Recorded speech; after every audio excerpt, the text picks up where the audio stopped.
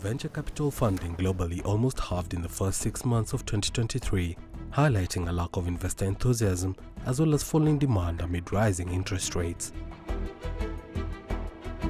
In Africa, tech startups raised just shy of $500 million in the third quarter, taking the total for the first 9 months of the year to just under $1.5 billion. This is down 48% on the corresponding period in 2022. Well, let us delve deeper into the collapse of various African startups. In July, Kenyan startup Sandy announced a 10% cut of its workforce in response to what it termed as current realities impacting tech companies globally. In August, Sandy shut down operations. According to reports, reduced order volumes and fuel price hikes meant the company was making deliveries at a loss and had a monthly burn rate of $1 million. Next to bite the dust was 54Gene, a genomics research company based in Nigeria that raised $45 million across their funding rounds. Founded in 2019, the company set out to provide crucial genome information on Africans to help improve the drug discovery processes of global pharmaceutical companies.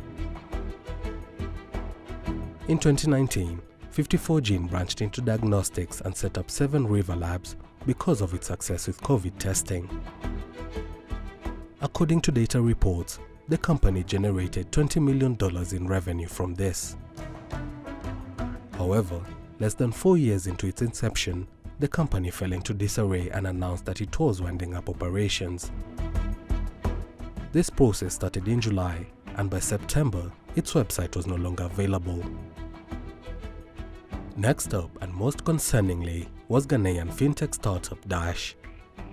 Founded in 2019, the startup raised a whopping $86 million in venture capital and attracted big-name investors.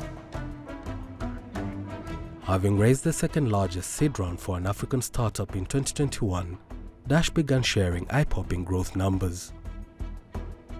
The crisis-saddled startup claimed to have processed transactions worth $1 billion and had acquired 1 million users from Ghana, Nigeria, and Kenya. Those numbers represented 5-time increase in its users in only 5 months.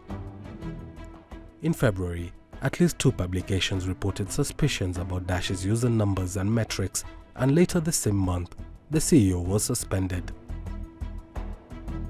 With a burn rate of $500,000 per month and no revenue, the company folded in October amid allegations of financial impropriety and false reporting.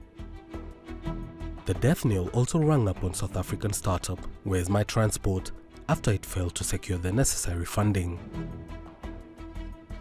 Founded in 2016, the startup raised over $27 million and had 140 employees.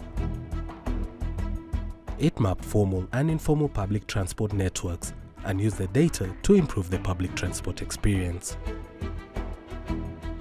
Among its notable clientele is the World Bank, which utilized the startup's data for a study on public transport's role in job accessibility in 12 African countries.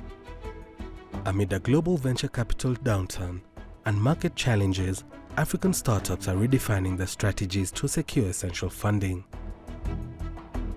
This shift underscores their adaptability and resilience in navigating a difficult funding landscape. Ian Kinyo, CGTN.